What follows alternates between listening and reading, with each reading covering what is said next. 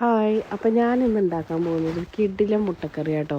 ഇത് നമുക്ക് ഭയങ്കര എളുപ്പത്തിൽ ഫാസ്റ്റായിട്ട് ഉണ്ടാക്കാം. പിന്നെ അതുമല്ല നമുക്ക് ചപ്പാത്തിയുടെ കൂടെയോ പൊറോട്ടയുടെ കൂടെയൊക്കെ തിന്നാൻ നല്ലൊരു ബെസ്റ്റ് കോമ്പിനേഷനാണ്. അപ്പോൾ വേഗം ചട്ടി അടുപ്പത്ത് വെച്ച് ചൂടായതിന് ശേഷം ഇച്ചിരി എണ്ണ ഒഴിക്കാം. എണ്ണ ചൂടായതിന് ശേഷം നമുക്ക് പച്ചമുളക്, വെളുത്തുള്ളി, ഇഞ്ചി, കറിവേപ്പില, അതുപോലെ തന്നെ സവോള കുനുകുന അരിഞ്ഞ് അതിനകത്തോട്ടിട്ട് നന്നായിട്ട് വഴറ്റിയെടുക്കാം. ഇത് നമുക്കിതിനകത്തോട്ട് ഇത്തിരി ഉപ്പിട്ട് കൊടുക്കാം കേട്ടോ. അപ്പോൾ ഇത് വേഗം വഴണ്ട് കിട്ടും. ഉപ്പിട്ടതിന് ശേഷം നമുക്ക് പെരുംജീരകത്തിൻ്റെ പൊടി കുറച്ച് അതിനകത്തോട്ട് ഇട്ട് കൊടുത്ത് നന്നായിട്ട് വഴണ്ട് കിട്ടുന്നവരെ വെയിറ്റ് ചെയ്യാം.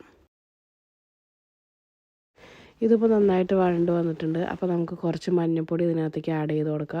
എന്നിട്ട് നന്നായിട്ട് ഇളക്കി മിക്സ് ചെയ്ത് നന്നായിട്ട് ആ പച്ചമണമൊക്കെ മാറിയതിന് ശേഷം കുറച്ച് മല്ലിപ്പൊടി ഇട്ട് കൊടുക്കുക.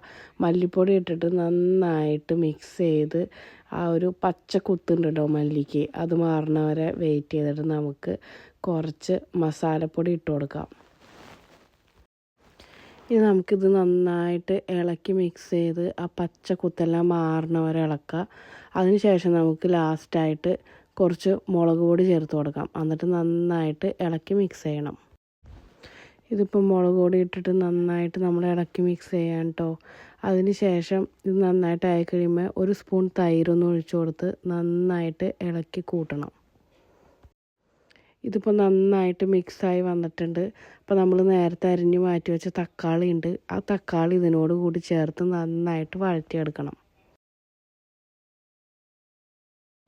അപ്പോൾ നമ്മുടെ തക്കാളിയെല്ലാം നന്നായിട്ട് വഴണ്ട് വന്നിട്ടുണ്ട്. അപ്പോൾ നമുക്ക് എന്ത് ചെയ്യാം, ഈ മുട്ടക്കറിയിൽ എന്തോരം ഗ്രേവി വേണോ അതനുസരിച്ച് വെള്ളം ഒഴിച്ച് കൊടുക്കാം.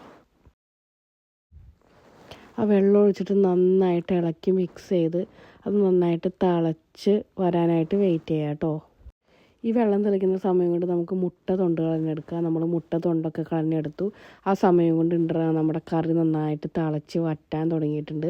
അപ്പോൾ ആ മുട്ട ഒന്ന് കത്തിയെടുത്തൊന്ന് വരഞ്ഞിട്ട് ആ ഗ്രേവിയിലോട്ട് ഇട്ട് കൊടുത്ത് നന്നായിട്ട് മിക്സ് ചെയ്യാം.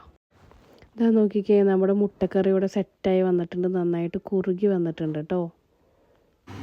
അപ്പോൾ ഇതെല്ലാവരും ട്രൈ ചെയ്ത് നോക്കട്ടെ. നല്ല എളുപ്പമാണ്, നല്ല ടേസ്റ്റാണ്, നല്ലൊരു കോമ്പിനേഷനാണ്. അപ്പോൾ താങ്ക് യു.